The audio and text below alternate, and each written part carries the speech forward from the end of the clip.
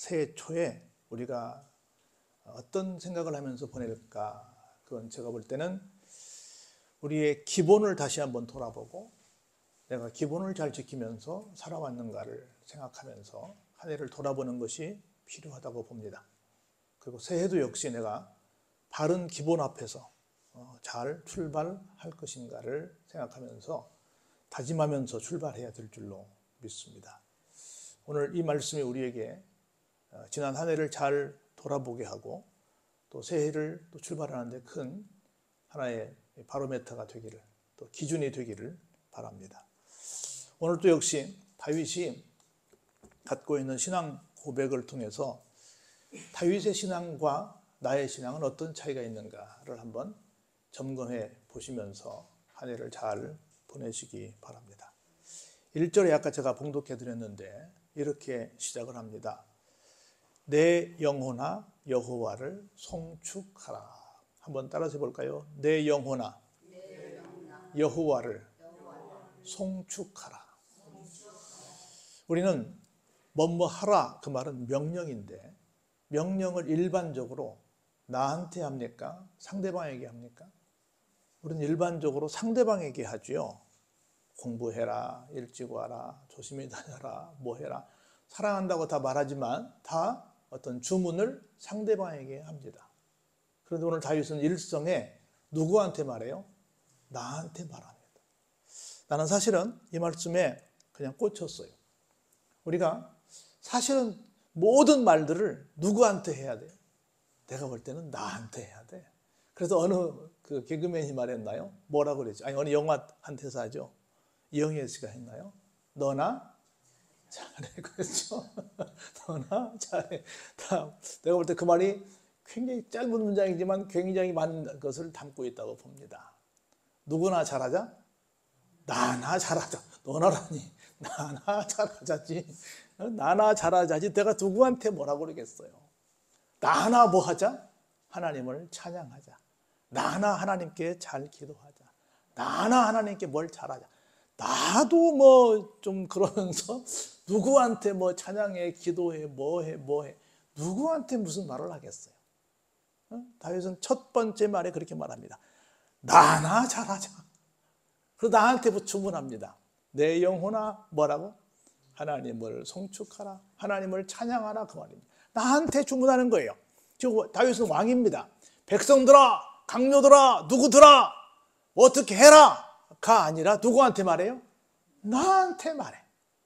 특별히 365일을 보내는 마지막 날 오늘만큼은 누구한테 말하자?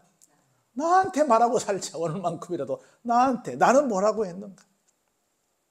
그러면서 왜 하나님을 찬양해야 되는지 송축해야 되는지를 쭉 마지막 18절까지 설명을 해요.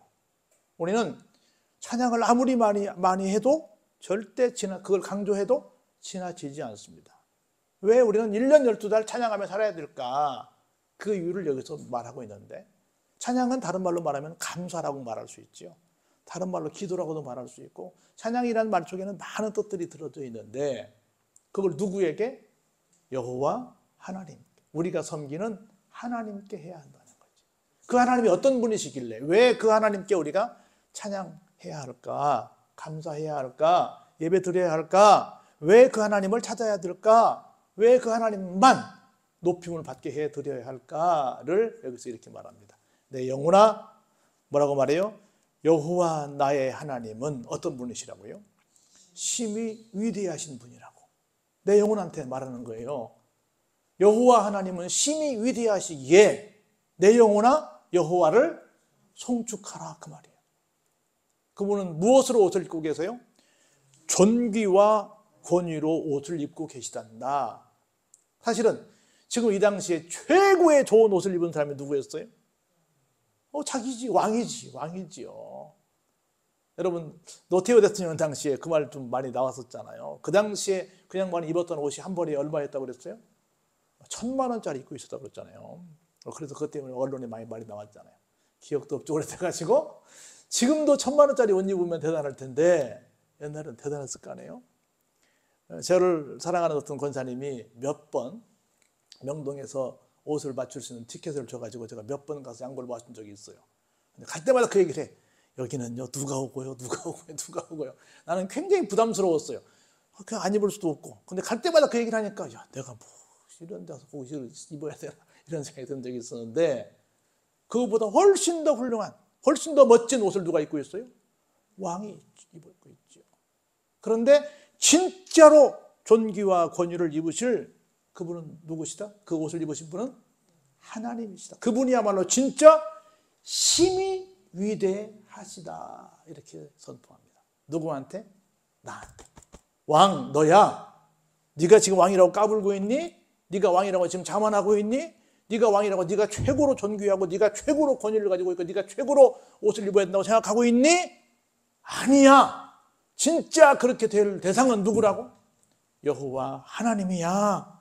그래서 너는 네가 박수 받으려고 생각하지 말고 누구를? 하나님께만 뭐 해라? 송축해라. 그 말입니다. 송축해라. 어느 정도 대단하시냐면 주께서 옷을 입음같이 뭘 입으셨어요? 빛을 입으셨어요. 하늘을 어떻게 했어요? 휘장처럼 지셨어요. 그리고 물에 자기 누각에 들보를 얹으셨어요. 그리고 무엇을 수레 삼으셨어요? 구름으로 자기 수레를 삼으셨습니다. 그리고 무슨 날개로 다니세요? 바람 날개로 다니십니다. 아마 이런 데서 상상력을 해서 아마 만화 작가들이 막 구름 타고 다니는 그런 것들을 만들었을지 몰라. 여기서 그랬어요. 하나님 그런 분이시라는 거예요.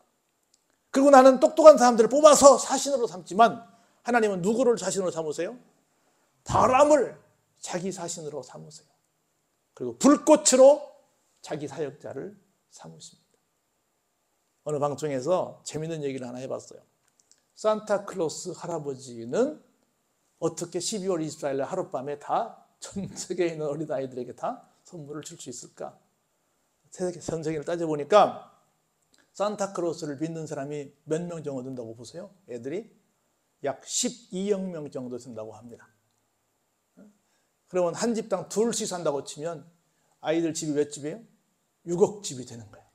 6억 집을 어떻게 산타클로스가 로드를 자전거로 다니면서 달릴까? 그러면 그 속도가 얼마일까? 그걸 재미있게 과학자들이 계산을 해가지고 내놓은 적이 있어요. 근데 누구는 할 수 있어요? 바람을 자기 사신으로 삼으신, 불꽃을 자기 사역자로 삼으신 하나님은 충분히 가능합니다. 우리가 시간이 내 물리적인 시간이 있고요, 내 정신적인 시간이 있고 혼의 영의 시간이 있습니다. 그래서 이 시간의 개념은 달라요. 이미 정신은 우리가 고향 어떤 명절날 되면 어디 가 있어요? 이미 고향의 안방에 가 있죠. 그렇죠? 가 있는 거예요. 그래서 이건 우리가 우리의 인간적인 어떤 과학적인 상식을 가지고 설명할 수가 없습니다. 그렇게 하나님은 기가 막힌 방법으로 하나님의 일을 기가 막힌 사신과 사역자들을 통해서 일하시고 계신다는 겁니다. 그리고 땅에 기초를 놓으시사 영원히 어떻게 하셨어요? 흔들리지 않게 하셨다. 하나님이 세우신 곳은, 난 이 말씀 너무너무 좋았어요. 하나님이 기초를 세우신 곳은 어떻다? 영원히 흔들리지 아니한다.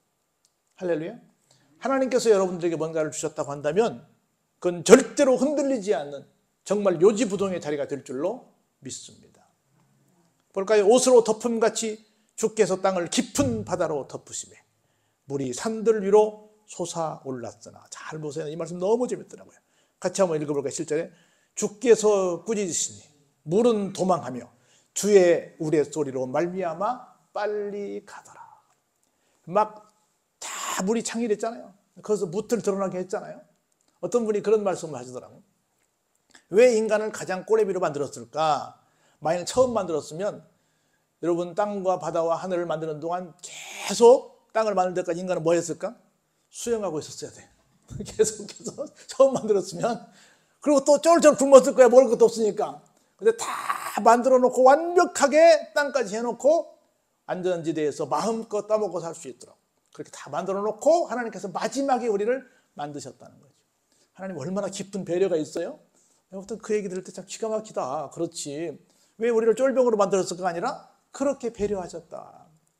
그래서 우리가 살 수 있도록 하나님께서 쫙 물을 물리쳐 놓고 이놈들! 그래서 보세요.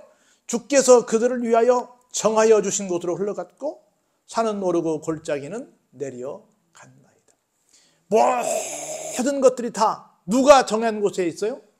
하나님께서 정한 곳에 다 있습니다. 뭐 지금 지구 온난화 때문에 뭐 어디가 녹아서 뭐 어떻고 저떻고 해서 뭐 섬들이 사라지고 어떻게 말하는데 그럴 수 있긴 합니다. 인간들이 자초한 어떤 화니까. 그런데 하나님께서 다 통제하셔도 그럼에도 불구하고 또 살 수 있도록 다 만들어 주실 줄로 믿습니다. 다 하나님께 정하셔서 넌 이리가 넌 저리가 다 컨트롤하고 계십니다. 그래서 보세요. 9절에 주께서 물의 경계를 정하여 어떻게 해요? 넘치지 못하게 하셨습니다. 다시 돌아와 뭘 했어요? 내가 살고 있는 땅을 덮지 못하게 하셨습니다. 우리 앉은 자리를 다 끝까지 책임져 주십니다.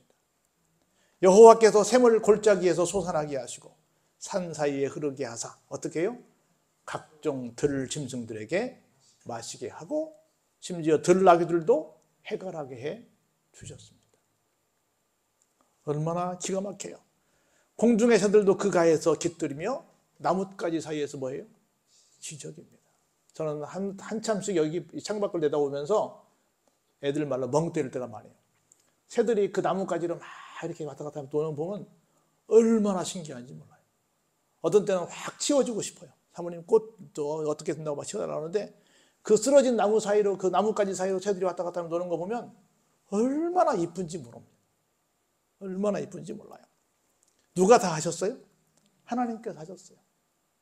사람들이 많이 와서 안 노니까 새들이 와서 열심히 교회에 와 놀아요. 열심히 놀고 있습니다.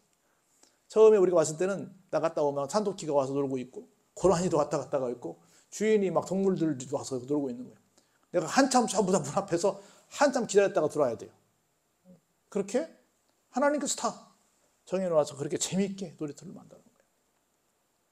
그래서 여기가 다 앞에가 뭐가 있으니까 이 안에는 물이 흐르는 데가 없어요. 그래서 전부 물 먹으러 이리 내려옵니다. 이게 원래는 이 짐승들 거예요. 우리가 길을 막아서 지금 불편하게 할 뿐이지. 여기에 다 뭐예요? 애들이 와서 반드시 물을 먹여야 되니까.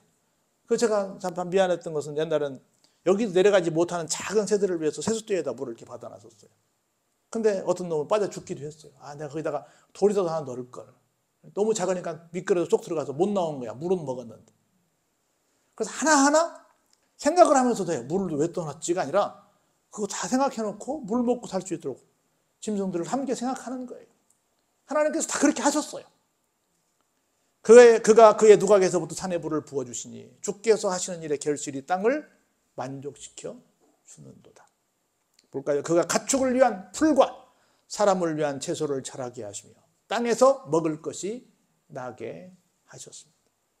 그래서 볼까요? 15절 같이 한번 보시죠. 사람의 마음을 기쁘게 하는 포도주와 사람의 얼굴을 윤택하게 하는 기름과 사람의 마음을 힘있게 하는 양식을 주셨어요. 우리가 밖에서 살면 짐승입니다. 저것이 집에 와서 사람 손에서 길러지면 뭐가 돼요? 가축이 돼요. 밖에서 살면 그냥 다 밖에 있는 것들이지만 다시 또 그걸 또 개량해서 우리가 키우면 전부 다 재배가 됩니다. 하나님께서 그렇게 해서 우리를 기쁘게 하는 포도주도 주시고 사람의 얼굴을 윤택하게 하는 기름도 주시고 사람의 마음을 힘있게 하는 뭐도 주셨어요? 양식도 주셨어요. 이 모든 것들을 다 누가 주셨어요? 하나님이 주셨어요. 물론 어떤 기가 막힌 어떤 발견자에 의해서 그게 만들어지긴 했겠지만 결국은 그 모든 것들을 누가 주신 거예요? 하나님이 주신 거죠. 그래서 여호와의 나무에는 뭐가 있어요? 물이 흡족합니다. 그가 심으신 레바논 백향목들입니다. 새들이 그 속에 깃들이며 학은 잣나무로 집을 삼습니다. 높은 산들은 사냥을 위해서 있고요. 바위는 너구리의 피난처가 됩니다. 막 그림이 그려지지 않습니까? 얼마나 기가 막히게 하나님께서 모든 삶의 자리를 각 동식물이 살 수 있도록 여러 가지를 잘 배려해서 그 곳곳마다 살게 하셨는지 모릅니다. 이렇게 하나님께서 사람들을 필두로 시작해서 모든 동식물들까지 하나하나 다 챙겨서 이렇게 살아라. 내가 너희들을 위해 여기에 정해놨으니 여기서 살아라. 그래서 모든 것들을 준비하신 하나님, 그걸 다 책임지신 하나님 얼마나 감사해요. 그런데 그 모든 것들보다 더 귀한 게 뭐예요? 사람이지요. 누구예요? 나지. 나를 살리시기 위해서 독생성자 예수 그리스도를 이 땅에 보내주셨잖아요. 그것도 어디에? 죽음의 자리에. 그래서 다윗은 말합니다. 내 영혼아 뭐 하라고요? 하나님을 송축하라. 이렇게 하나님께서 기가 막히게 하나님의 멋진 작품으로 하나하나 섬세하게 다 계획하셔서 우리에게 주시고 지금까지 인도하시고 모든 것들을 책임져 주시고 저 미물 하나까지도 완벽하게 보장해 주셨는데 우리는 우리 모두가 마음을 모아서 뭐 해야 돼요? 하나님을 송축해야 한다는 거죠. 할렐루야. 그래서 한 해 동안 내가 얼만큼 하나님을 송축하고 왔는가를 생각해 보시고 새해에는 더 이 사실들을 깨달으면서 하나님께 내가 더 송축하며 살아야지 라고 다짐하면서 이 한 해를 보내고 새해를 맞이해야 될 줄로 믿습니다. 그래서 하나님께서 우리를 구원 백성으로 삼으신 목적이 뭐냐면 하나님께 예배하라고. 할렐루야. 예배 속에 빠질 수 없는 게 뭐예요? 하나님을 찬양하는 거죠. 예배에 찬양이 빠질 수 있어요? 빠질 수 없죠. 우리를 부르신 목적이 이거니까. 보니 정말 모든 것들이 다 하나님이 정해주신 것이었군요. 감사합니다.